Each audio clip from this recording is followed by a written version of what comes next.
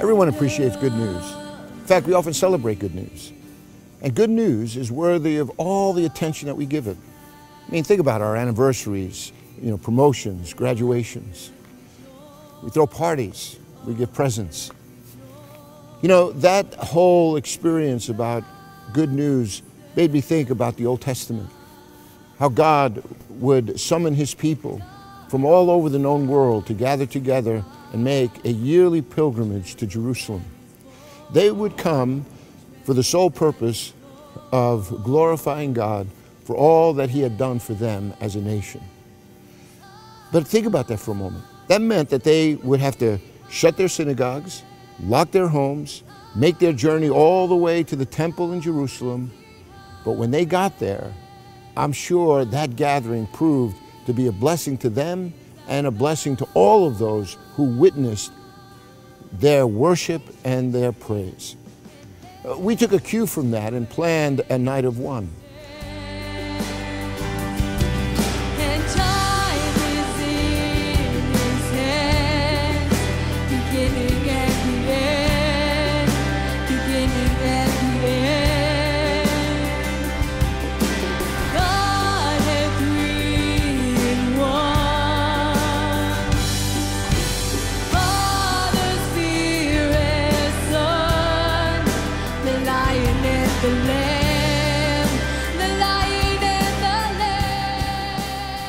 On the night of one, we gathered together in a night of service and in a time of worship.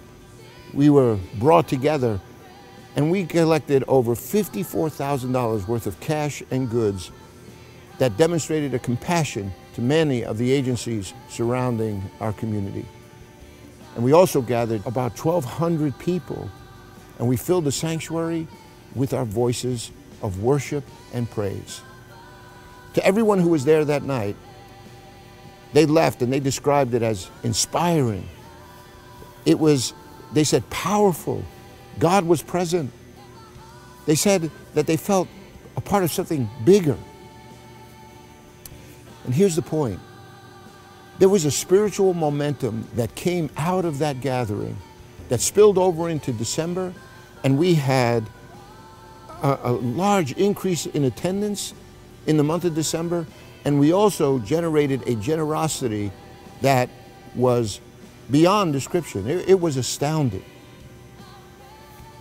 That made me think, on Easter Sunday of 2013, we had over 2,700 people come. And I thought, well, what if we were to gather together as one, in one place, on Easter of 2014? Can you imagine the spiritual momentum that would be derived from a gathering of all those people gathering in one place for the praise and worship of the resurrected Jesus? Can you imagine the spiritual harvest that we could reap from those who have gathered on that day? Can you imagine how God could raise the spiritual landscape in New Hampshire? I'm telling you, I believe that the blessing of God would be so profound that we would not be able to contain it, which is why I'm suggesting that on Easter of 2014, we celebrate together the resurrection of Jesus at the Whittemore Center in Durham, New Hampshire.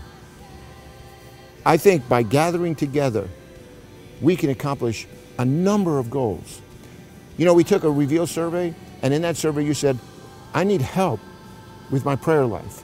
Well, what better way to begin a deep prayer life than praying for our family and our friends and our neighbors, that they would be receptive to and that they would come to a gathering such as the one on Easter of 2014.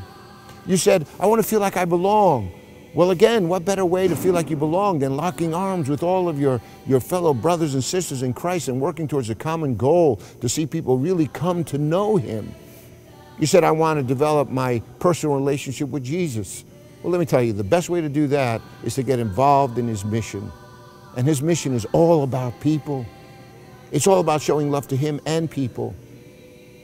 And here's one more thing. Because Easter is on April 20th, the student body at UNH is still present. And we have every plan to go out and make sure that we invite them all to come and be a part of this celebration. So I only have a question for you. Are you interested?